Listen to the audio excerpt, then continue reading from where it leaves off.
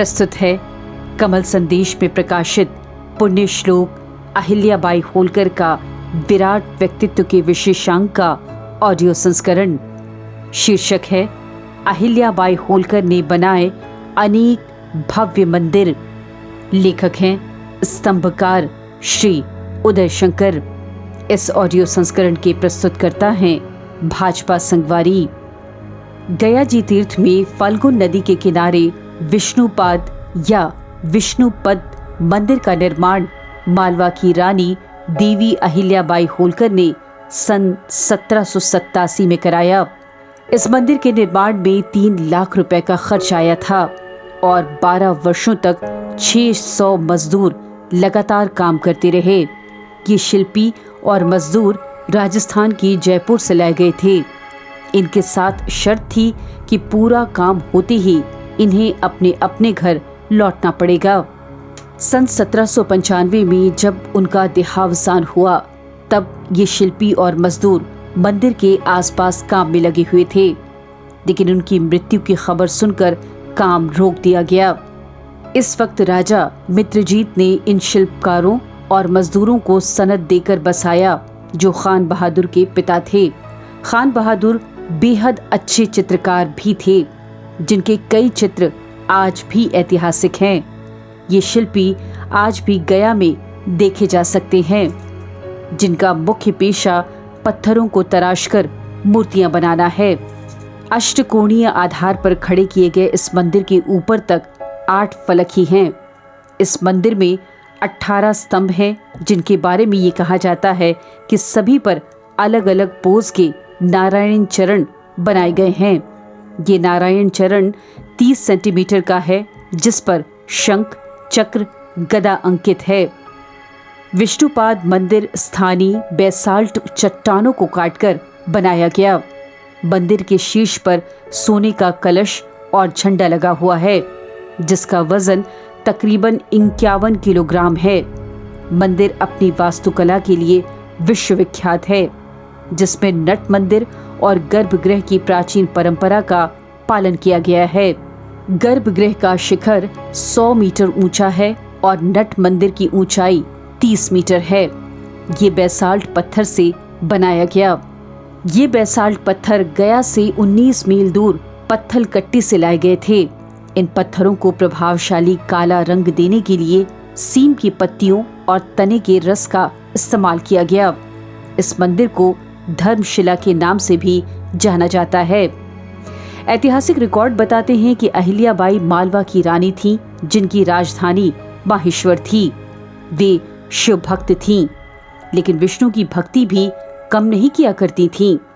गया में विष्णुपाद मंदिर के निर्माण से पहले उन्होंने महाराष्ट्र के अमरावती में चंद्रभागा पूर्णा नदी के तट पर एक विष्णुपद मंदिर भी बनवाया, जो बरसात के मौसम में लगभग पूरी तरह डूब जाता था।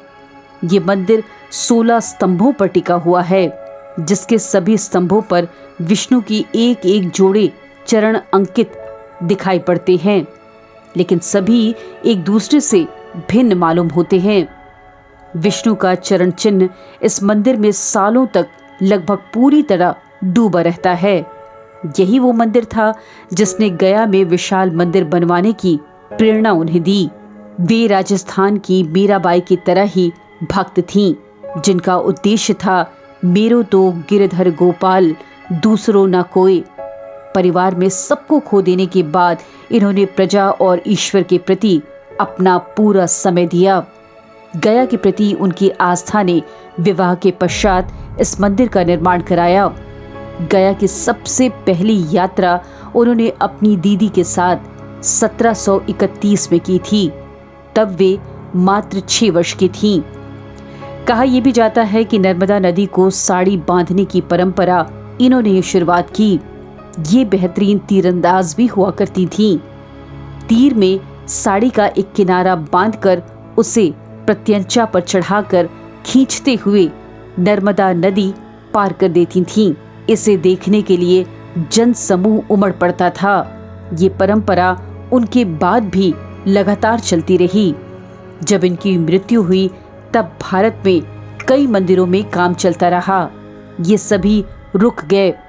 गया में तब विष्णुपाद मंदिर के प्रांगण में इनकी एक प्रतिमा बनाकर इन शिल्पकारों ने स्थापित की। ये प्रतिमा आज भी इस मंदिर में मौजूद है। इन्होंने जिन मंदिरों का निर्माण कराया, इनमें काशी विश्वनाथ मंदिर भी एक था, जिसे अपनी वास्तविक जगह से थोड़ा हटाकर बनाया गया, क्योंकि वास्तविक जगह में ज्ञानवापी मस्जिद खड़ी थी। रानी अहिल्याबाई ने त्र्यंबकेश्वर मंदिर का निर्माण भी करवाया। इंदौर स्टेट गजेटियर बताता है कि मालवा स्टेट के अंदर के इंदौर, माहेश्वर और आलमपुर तथा स्टेट के बाहर के उज्जैन, ओंकारेश्वर, रावर, कुंभर, पुष्कर, पूना, जेजूरी, बद्रीनाथ, हरिद्वार, अयोध्या, काशी, गया, वृंदावन, नैमिषारण्य, अमरकंटक, पंढरपुर और रामेश्वर में मंदिर देखी जा सकती है। छत्री घाट और धर्मशाला का निर्माण भी इन्होंने अपने कार्यकाल में जमकर किया। इस बात को छोड़ना भी गुनाह होगा कि मुसलमानों की पूजा स्थल को भी इन्होंने निर्माण तथा मरम्मत के लिए हर तरीके की सहायता दी। खासतौर पर मज़ारों के निर्माण के लिए इन्होंने सदा मदद की। अभी आप सुन रहे थे कमल संदेश में प्रकाशित पुण्य श्लोक अहिल्याबाई होलकर का विराट व्यक्तित्व के विशेषांक का ऑडियो संस्करण।